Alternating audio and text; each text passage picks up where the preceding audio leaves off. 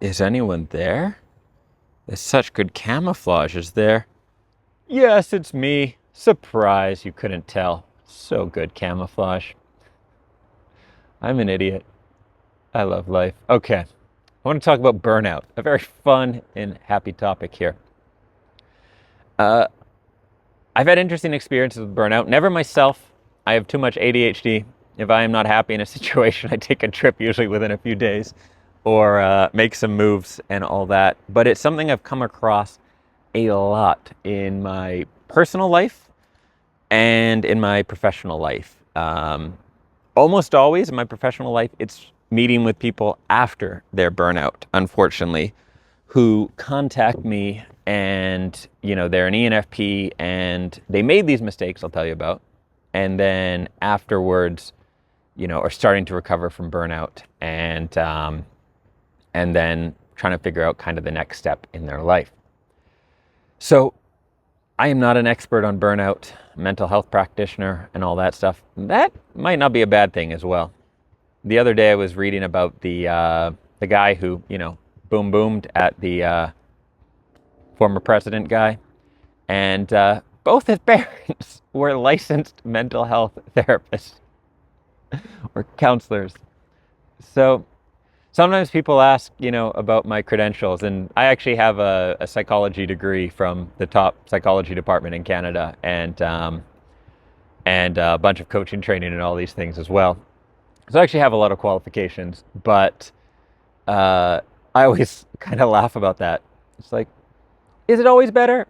And that's actually one of the things I'm going to bring up first with burnout is one of the things with mainstream psychology is the way, and sometimes there's mavericks and rebels among psychiatrists and psychologists who are awesome.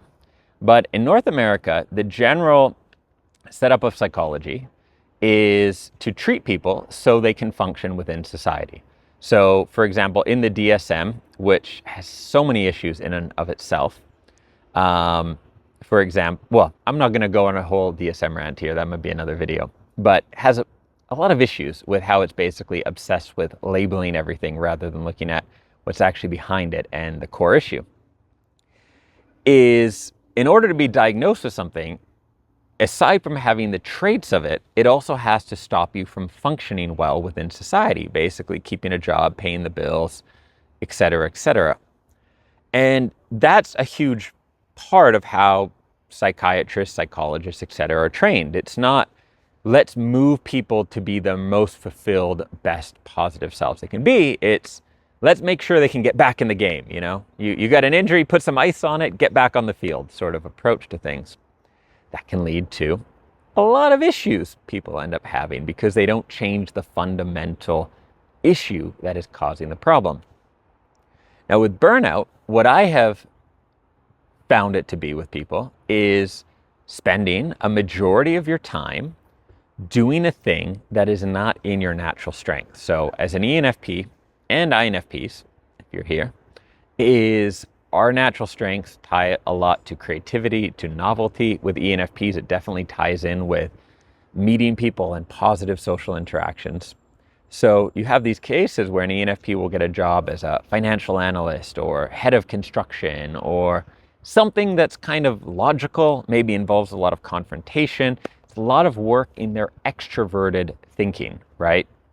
And they can do this because they're really smart and they're really hardworking. And often they have a life situation or parents who put a lot of pressure on them to succeed as well. So they don't want to quit. They don't want to let anyone down. Having a full-time job, doing the thing you're not naturally meant to be doing, and external pressure not to quit that thing is essentially the recipe for burnout in what I have seen with people. And it's literally just wearing out your mind over time, I think. And what I would say with solutions, with what to do about it. Well, the first big thing is obviously to make a change before it happens. So one of the signs of burnout is a denial that you are on the cusp of burnout and a feeling that you must keep working. So if you feel like there's no way I can take time off, I cannot take a minute off, it's a sign that you have soon to arrive burnout, and a sign you need to take time off. My number one advice around burnout would be literally take a vacation. Now, if you have yet to cross that threshold, this is very good, because once you cross over into full burnout, it can take years to recover. I don't know all the science behind it, adrenal glands, hormones, things like this, but you're basically screwed. So if you can make that change before, you're saving yourself years. Now, a lot of people say, oh, I can't take time off right now, I don't have the money, or what about my career? And then what happens, and this is a very real experience I've talked to people through, before I'm like, hey, you're on the verge of burnout, you need to take time off, like now. And they're like, no, I can't. Like, if I didn't work, it would be so bad. And then a month later, oh, I had to quit my job and I won't be able to work for a year because my body's so screwed up. What's worse for the career? Taking a 2-week vacation, or quitting the job and finding a new job that's a better suit, or being completely useless and burnt out for like a year? What's gonna hurt your career more? I think we all know the answer to that, right? Preventing the problem in advance. So first thing is, if you have these signs, make a change fast. I'm a big fan of vacations, especially for ENFPs. It is amazing. I've had people come to my events. By the way, I have a few new events coming up, and I will post the card to them if you want to spend a week in person with me, if that's not too terrifying. I've had people come to the events, and like after 2 or 3 days, they are a totally different person. Just the aspect of being in a new environment, around new people. It's like ENFPs, that's what we need. And we get somewhere new and we're just like, poof, the light turns on again. So if you are in this situation, think logically. If you can't take a week off of work, what's it going to be like if you have to take a year off of work? You can always find a week and take a week, maybe 2, and go somewhere. Make a trip, give yourself that sort of reset. If you've already had the burnout, I was just speaking with a friend the other day, and we hadn't been in contact for a little while, and she told me she's quit her job, which she probably should have quit a couple of years ago. And I'm like, that's great news, that's exciting. And she's like, well, not really. I was diagnosed with burnout, and I asked when. She said December. She lives in a very cold, cloudy climate. You guys know how I feel about cold, cloudy climates. You can tell by my shirt. And I said, did you like go somewhere? Did you like do a trip or something? Or have you just stayed home? She's like, what do you think?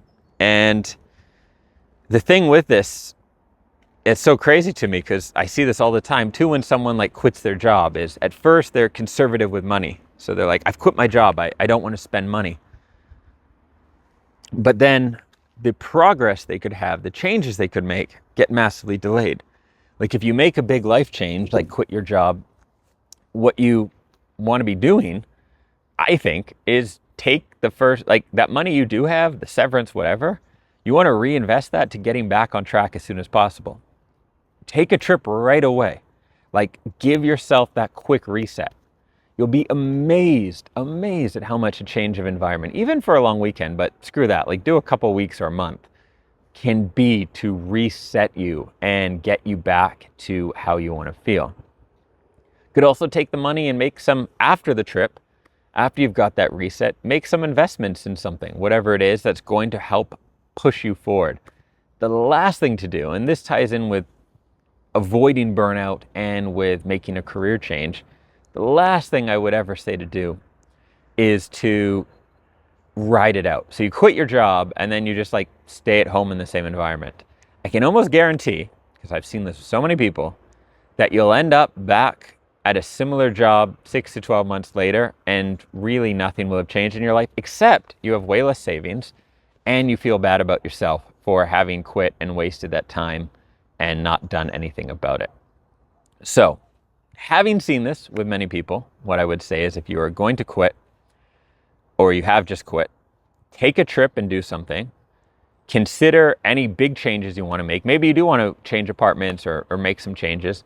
And probably, and this is very self-promoting, but it is what it is, hire someone like me, hire a coach, change your friend group. I mean, it doesn't have to be hiring a coach, but if you have a lot of money in the bank and you know you want to make a big life change, commit to it in some way. I've talked before about how when I want to make physical progress, I hire personal trainers for like 3 months or 6 months at a time, because I know right now I have this big urgency and I have some money in the bank.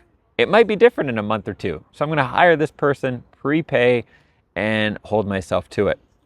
It could be something else. It could be like making some radical changes in friend groups and, any number of things, but do something that will hold you to it. Because what I have seen, there's an old saying, is like the thinking that got you here won't get you there, something like that, is people quit their job, they stay in the same place, they stay in the same environment, they stay around the same people, and then a year goes by and they go back to a similar job, even though they did not want to do that at all. That was not the intent when they quit their job, because they haven't done anything different. And so it is self-serving, but I'm going to throw that out there.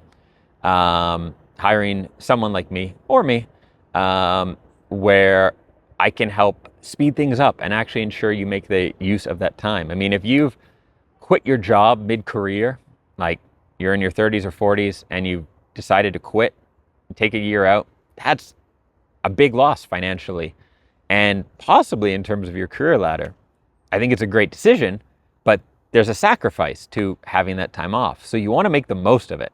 The last thing you want to do is kind of stay at home, Netflix, YouTube a bunch of videos. Like, I know you're watching me on YouTube right now, but like the YouTube rabbit hole of career change, I would spend a couple weeks on it if you want, but I can guarantee watching YouTube videos about making your own business and career change and all that is going to leave you more confused than you started out with, for a variety of reasons that I don't really have time to explain in this video. So just please don't do that. Like, work with a professional or a couple professionals or something, but make the most of that time, because you did the first step, which is ripping off the Band-Aid and quitting, which is awesome. I salute you for that. But you've got to then do something after to move things forward. And usually that's going to involve some kind of outside help. dreamsaroundtheworld.com/coaching if you do want to work with me. And aside from that, publish new videos on the channel all the time, so keep an eye out here. I also have a podcast, which is just Dreams Around the World, and my book, which if you're trying to figure out what to do with your life, is probably a great place to start, is available in digital, print, and audiobook on Audible, Spotify Premium. It's the ENFP Calling. You can check that out. See you in the next video soon.